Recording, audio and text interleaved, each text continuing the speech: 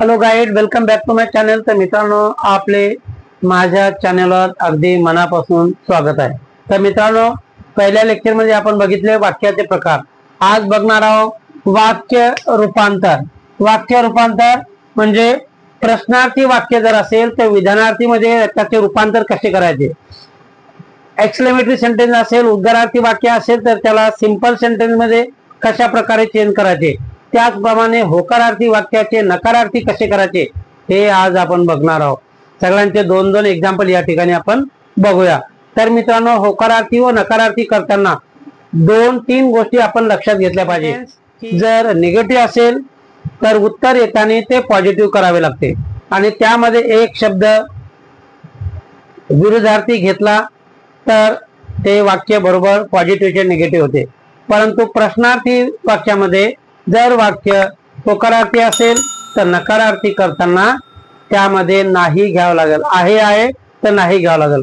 तर या ठिकाणी आपण उदाहरण, किती सुंदर फूल आहे हे उद्गारार्थी वाक्य आहे। तर या ठिकाणी हे उद्गारार्थी वाक्याला विधानार्थी वाक्य करायचं आहे। पण विधानार्थी करताना, उद्गारार्थीचे विधानार्थी करताना या ठिकाणी अतिशय सोपी एक ट्रिक लक्षात ठेवायची मित्रांनो, की ज्या ठिकाणी किती आहे त्या ठिकाणी खूप लिहायचे, बस दुसरं काय करायचं नाही। तर काय येणार, तर हे फूल खूप सुंदर आहे। बस हे फूल कितीच्या जागेवर खूप लिहिलं आणि बाकी सगळं जसं तसंच आहे आणि हे उद्गारार्थी चिन्ह आपण किती सुंदर फूल आहे हे उत्तर येणार, हे फूल खूप सुंदर आहे। दुसरा प्रश्न, महात्मा गांधीजीचे कार्य कोण विसरेल। प्रश्नार्थी वाक्य याला जर आपल्याला विधानार्थी वाक्यामध्ये जर वाक्य रूपांतर करायचे असेल तर त्याचं उत्तर असं होणार, महात्मा गांधीजीचे कार्य कोणी विसरणार नाही। कारण या ठिकाणी हे सेंटेन्स पॉझिटिव्ह सेंटेन्स आहे। तर वाक्य रूपांतर करताना सेंटेन्स जर पॉझिटिव्ह असेल तर त्याचं उत्तर निगेटिव्ह येणार आणि निगेटिव्ह असेल तर उत्तर पॉझिटिव्ह येणार। तर ह्या दोन तीन गोष्टी मित्रांनो आपण लक्षात ठेवल्या। विधानार्थी वाक्य याचा आपल्याला उद्गारार्थी वाक्य करायचं, उत्तर असं येणार की त्या ठिकाणी खूप आहे तर खूपच्या ठिकाणी आता किती लिहायचं। मागं आपण बघितलं कितीच्या ठिकाणी खूप लिहायचं, आता खूपच्या ठिकाणी किती लिहिणार आपण। तर हे खूपची जी सुरुवात आहे कितीपासून सुरुवात करायची, किती मोठी आहे ही इमारत आणि शेवटी आपल्याला एक्सक्लेमेटरी निशाण हे द्यायचे आहे। तर अशा प्रकारे त्या ठिकाणी किती असेल तर खूप करायचे, खूप असेल तर किती करायचे। तर या ठिकाणी पुढचा पॉइंट बघू आपण, होकारार्थीचे नकारार्थी करताना तीन गोष्टी लक्षात ठेवायचा। वाक्याचा अर्थ बदलता कामा नये। वाक्यामध्ये एक विरुद्धार्थी शब्द आहे त्याचा विरुद्धार्थी शब्द वापरायचा आहे आणि वाक्याच्या शेवटी जर आहे असेल तर नाही लिहायचे, सेंटेन्स पॉझिटिव्ह असेल तर निगेटिव्ह लिहायचे। तर उदाहरण घेतल्यावर तुमच्या लक्षात येईल। बघा या ठिकाणी आता आहे मतलब हे होकारार्थी वाक्य पॉझिटिव्ह सेंटेन्स आहे, याला नकारार्थी म्हणजे या ठिकाणी मी अगोदर सांगितलंय की वाक्याचा अर्थ बदलता कामा नये। एक शब्द आहे त्याचा विरुद्धार्थी शब्द वापरायचा आणि सेंटेन्स जर पॉझिटिव्ह असेल तर निगेटिव्ह लिहायचंय। तर याचं उत्तर असं होणार, या ठिकाणी भीतचा विरुद्धार्थी येणार भित्रा। सुरेश भित्रा मुलगा आईच्या जागेवर नाही। बस झालं, एवढंच करायचंय। सुरेश धीट मुलगा आहे हे पॉझिटिव्ह आहे। निगेटिव्ह करताना धीट एक शब्द त्यामध्ये असा असतो, त्या शब्दाचा विरुद्धार्थी शब्द वापरायचा म्हणजे सुरेश भित्रा मुलगा नाही। सुरेश भित्रा मुलगा नाही म्हणजे कसं आहे, तर सुरेश हा धीट मुलगा आहे। तर अशा प्रकारे होकारार्थीचे नकारार्थी वाक्य करताना त्या दोन तीन गोष्टी आपण लक्षात ठेवल्या पाहिजे। पुन्हा एक उदाहरण, उंच मुलगी नाही याचं उत्तर असे येणार, राधिका उंच विरुद्धार्थी शब्द येणार बुटकी।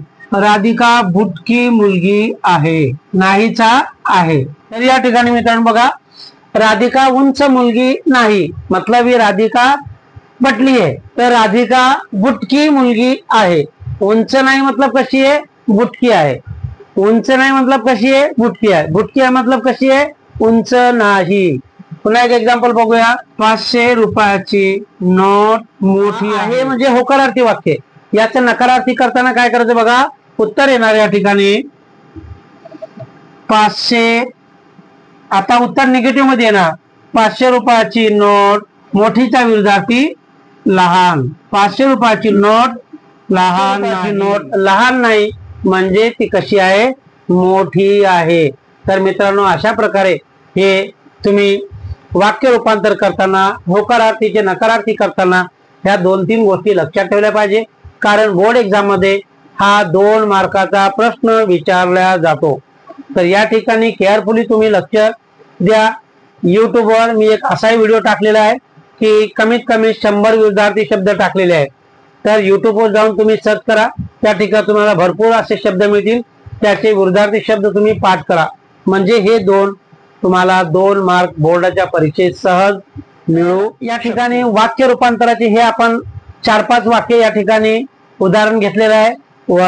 विधानार्थी वाक्याचे उद्गारार्थी करा, प्रश्नार्थी वाक्याचे उद्गारार्थी करा, प्रश्नार्थी वाक्याचे विधानार्थी करा. अशा प्रकारे हे वेगवेगळे जे 4 प्रकार आहेत, 4 प्रकारपैकी कुठल्याही प्रकारचे वाक्य रूपांतर करायला विचारतात आणि बोर्डामध्ये हा 2 मार्काचा प्रश्न विचारला जातो. तर मित्रांनो, जर आपण पुढचा टॉपिक जर घेतला तर हा व्हिडिओ खूप मोठा होईल. म्हणून पुढचा टॉपिक 4 मार्काचा असणार आहे, वाक्यात उपयोग करा. हा पुढच्या व्हिडिओमध्ये आपण बघूया. तर मित्रांनो, हा व्हिडिओ तुम्हाला जर थोडाही नॉलेजेबल वाटला असेल तर माझ्या चॅनलला लाईक करा, शेअर करा, सबस्क्राईब करा, जेणेकरून तुम्हाला माझ्या नवीन व्हिडिओचे नोटिफिकेशन, बोर्डाच्या माहितीबद्दल, बोर्डाची जी अपडेट आहे त्याबद्दल मी हमेशा व्हिडिओ टाकत असतो. म्हणून त्यासाठी माझ्या चॅनलला सबस्क्राईब करा. भेटूया पुढच्या व्हिडिओमध्ये. तोपर्यंत बाय बाय.